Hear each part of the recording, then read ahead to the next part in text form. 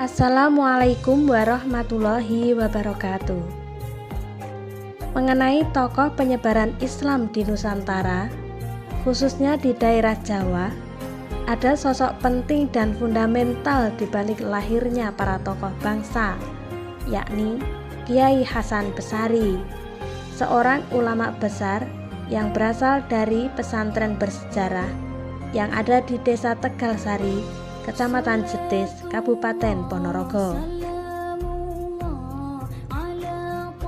Kiai Hasan Besari adalah merupakan pimpinan Pondok Pesantren Gebang Tinatar yang keempat, setelah Kiai Ageng Muhammad Besari, Kiai Hasan Ilyas, Kiai Hasan Yahya, lalu kemudian beliau Kiai Hasan Besari.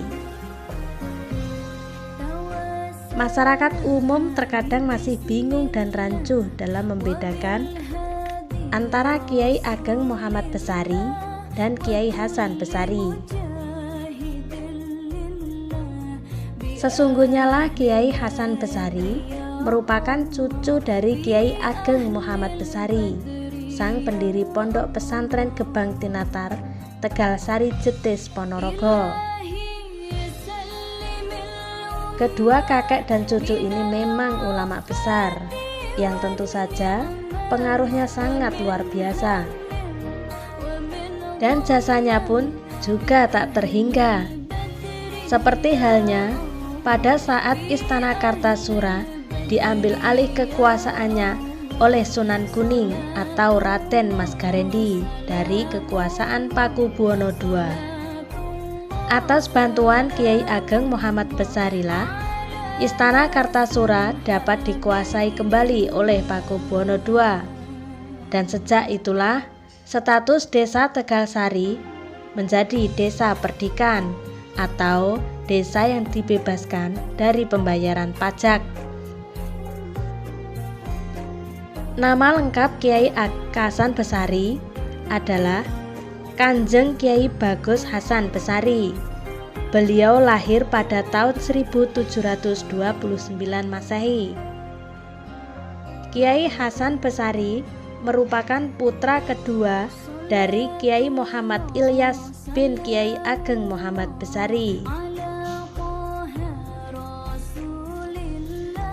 Selain dikenal akan kedalaman ilmunya dan kealimannya, juga dikenal akan ketegasannya dalam menjalankan hukum Islam. Satu riwayat menyebutkan bahwa beliau menerapkan hukum Islam secara ketat. Bahkan ketika ada pencuri, hukumannya adalah potong tangan. Hal tersebut dianggap kurang tepat oleh pemerintah. Dianggap ada penerapan hukum di dalam hukum negara, yang mana seharusnya hukum negara lah yang harus didahulukan. Akibat dianggap melakukan kesalahan, maka Kiai Hasan Besari ditangkap dan ditawan di dalam Masjid Agung Surakarta. Pada masa penawanan, ratusan santri berdatangan ke Masjid Agung Surakarta untuk menengok Kiai Hasan Besari. Sesampainya di Masjid Agung Surakarta, para santri tersebut diajak bersolawat oleh Kiai Hasan Besari. Saat melantunkan solawat, suara Kiai Hasan Besari terdengar sangat merdu, bahkan mampu memikat hati putri Sinuwun Pakubuwono III, yaitu Raden Ayu Murtosia.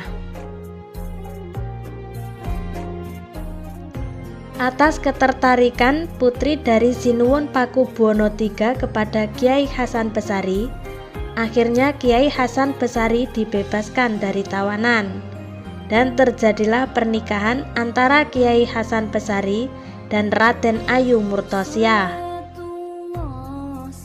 Dari pernikahan tersebut dikaruniai 6 orang anak, salah satunya adalah Gus Gilider atau R.M. Cokronegoro, yang kemudian hari menjabat sebagai Bupati Ponorogo.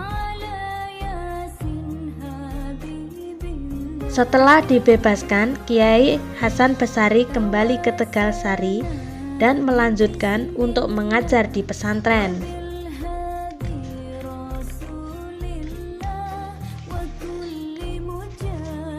Dalam masa kepemimpinan Kiai Hasan Besari, Pondok Pesantren Gebang Tinatar mencapai puncak kejayaan pada abad 19.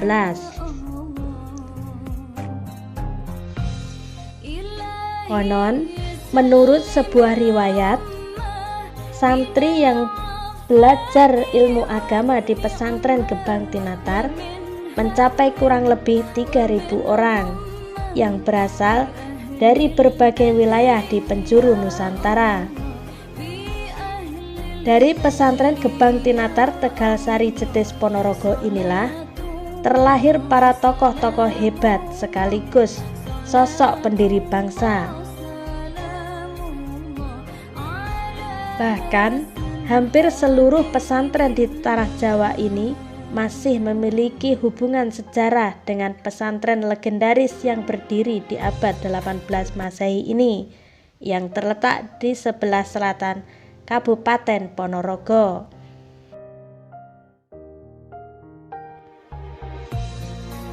Kanjeng Kiai Bagus Hasan Besari wafat pada usia 100 tahun dan dimakamkan di komplek pemakaman di sebelah barat Masjid Jami Tegalsari Ponorogo, tepatnya di sebelah barat makam Kiai Ageng Muhammad Besari.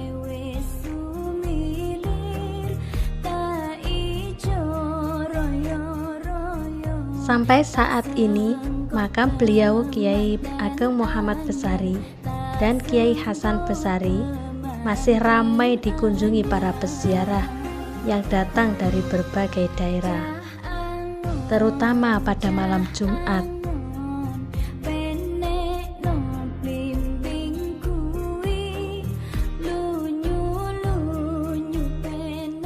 Teman-teman, itulah tadi sedikit informasi tentang sejarah Kiai Hasan Besari. Untuk kritik dan saran yang membangun, sangat kami terima. Silahkan tulis di kolom komentar. Dan jangan lupa like, komen, dan subscribe. Terima kasih. Wassalamualaikum warahmatullahi wabarakatuh.